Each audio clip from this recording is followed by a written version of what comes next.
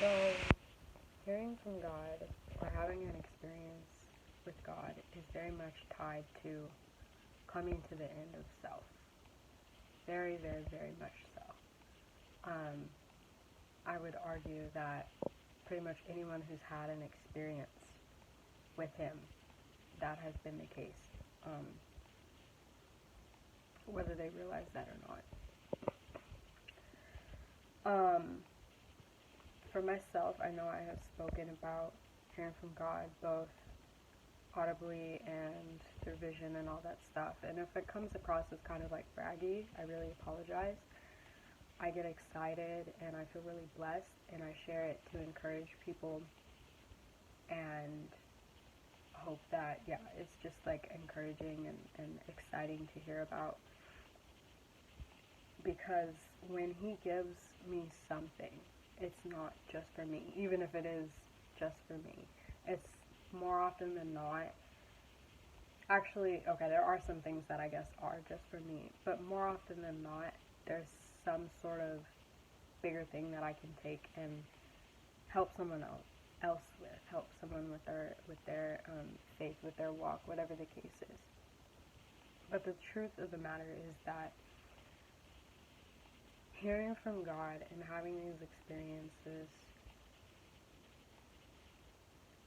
is really only seen, felt, and understood in entirety when you come to the end of self, when you're not trying.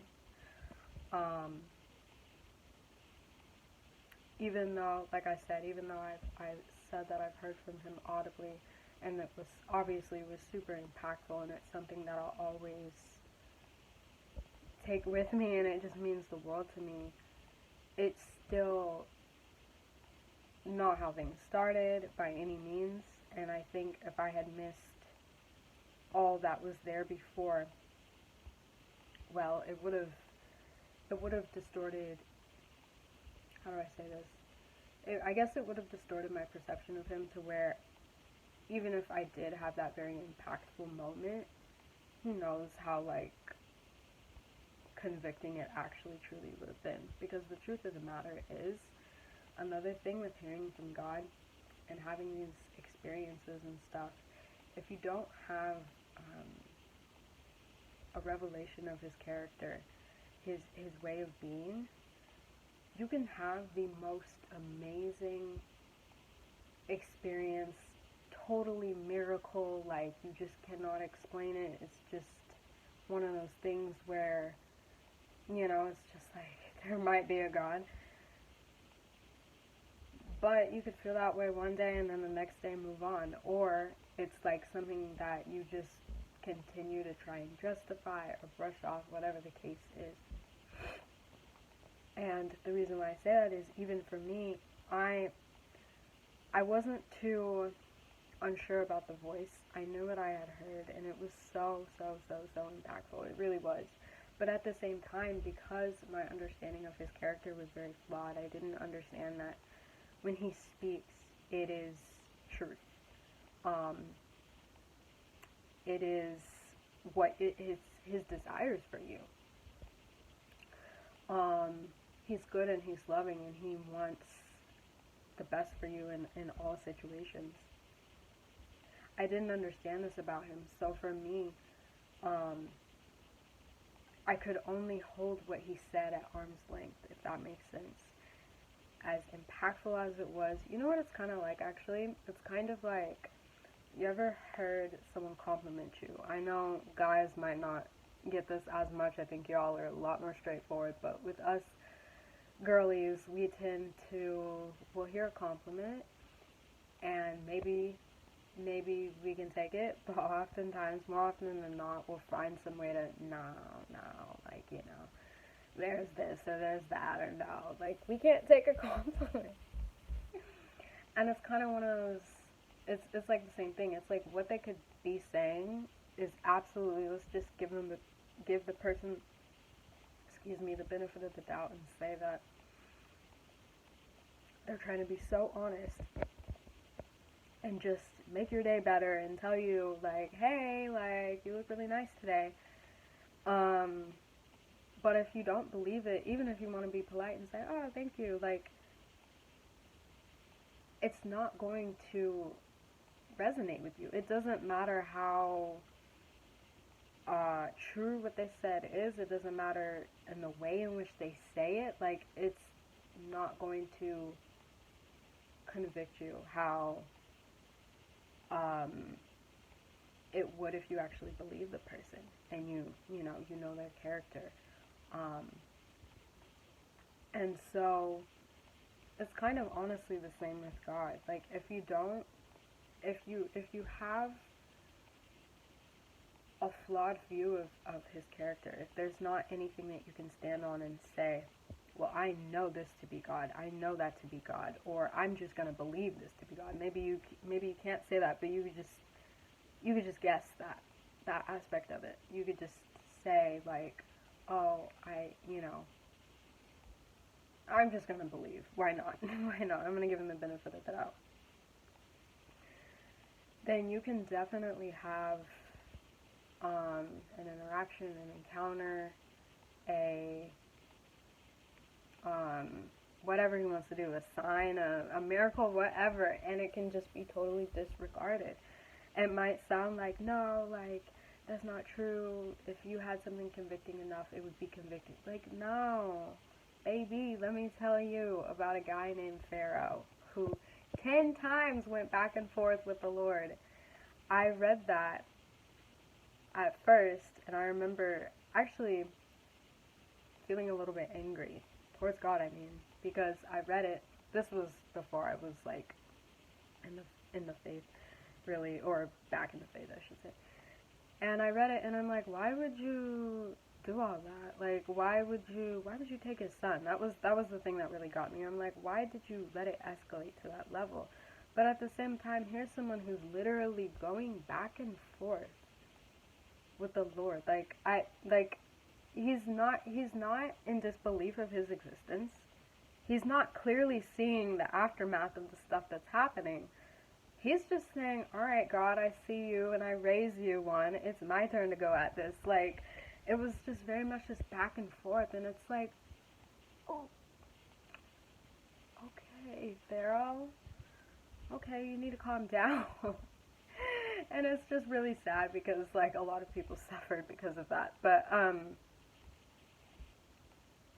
yeah, it's totally possible. And that's just one example. There's so many. But, I said I was going to get my Bible for this. I so forgot the verse that I forgot the reference of the verse. But it's found in Genesis 2, verse, like, I don't know what the verse is. But it says something around the lines of, so Adam is put in charge of the garden, right? And there's this verse that it actually didn't stand out to me until my pastor had highlighted this, and it said something around the lines of, like,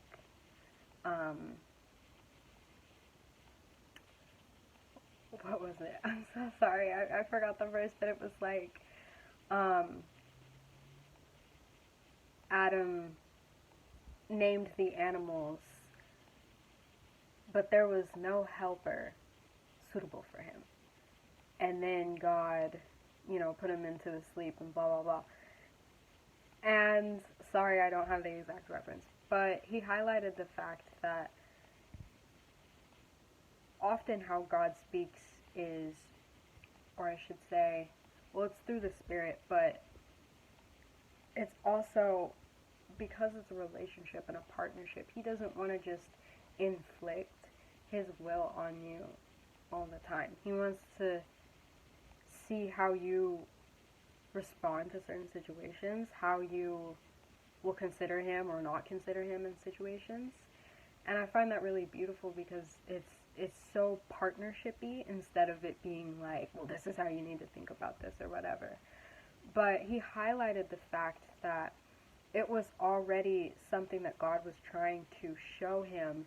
Like, you're seeing all these animals come in 2 by 2. That was the verse before the verse about the highlighted portion that I want you to hang on to. And I'm so sorry, I don't have the verse in front of me, but it's the part where Adam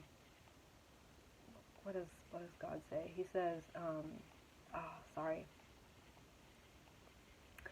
He says, oh, but there was no suitable helper, or not God, but there was no suitable helper for Adam. And if you read that, it's in the latter portion of Genesis 2, almost into Genesis 3. And it's like, it kind of doesn't seem, it seems very out of place. It's like, what? Like, how'd that get there? And he highlighted the fact that this is because this was God trying to beckon and awaken Adam's spirit to see, is he going to realize, wait a minute, all these animals come in pairs. I thought this was so beautiful. He said, all these animals come in pairs. Why am I the only one? Because he had mentioned, not Adam, but I think earlier in the verse. Let me not say stuff, because I can't remember, to be honest. But he had highlighted the fact that the reason why it seems so out of place and everything is because it was showing how God was trying to step back and let him say, wait a minute, there's something kind of off here, and see how Adam will consider that in regards to God, in relation to God. I don't know if that makes sense to anyone.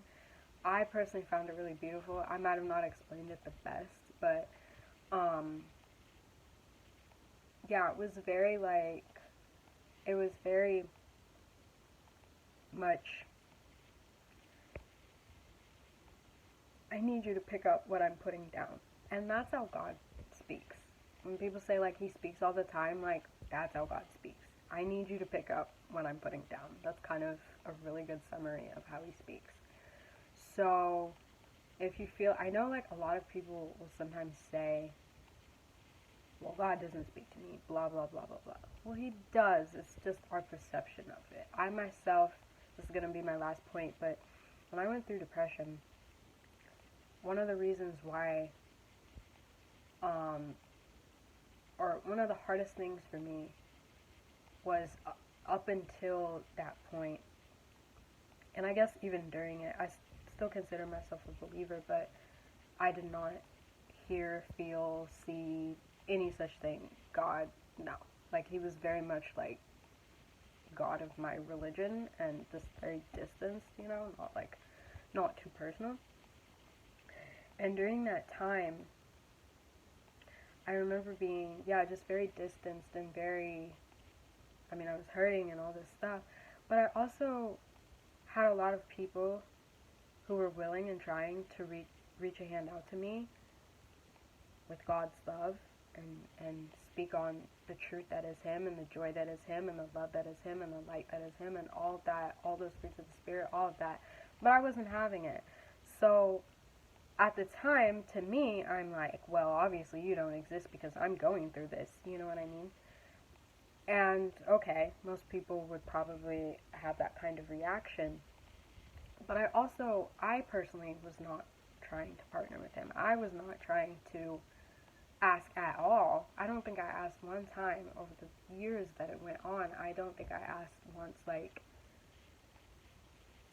God, are you there? Like, even genuinely. Maybe I did, but I kind of, like, doubt it. And if I did, then it was, like, moving on to the next thing. I'm not even gonna give this any more thought. So I look back at it now, and I'm like, but he had people all around me who were trying to pour into me. They were trying to pour into me spiritually, and I just wasn't having it. But they were trying to pour into me and show his love and show his care and show his consideration, and that was him reaching out the hand to me. That was him speaking to me. Most of the time, how God speaks is through people. That's just how it's going to be. That's the primary way. Now, as you spend more time with him, your spirit will be built up in a way that you will be able to perceive his speech. Another thing about how God speaks is normally through spirit. He's a spirit, he speaks through spirit. It's discerned through the spirit, how he speaks. Anything outside of that is really subject to, not that he can't speak in other ways, but it's really subject to, you don't know exactly. Like if it's someone else speaking or your own thoughts or all that stuff, that's why there's all those questions and stuff. So in order to be able to understand him as time goes on, I'm not talking about like a first um, encounter with him or any such thing. Your spirit has to be built up. As you spend more time with him and decide to partner with him, your spirit will be built up where you don't have to wonder as much, you don't have to ask. But the truth of the matter is, if your spirit isn't built up, you're not going to be able to discern things of the spirit. That's just how that works.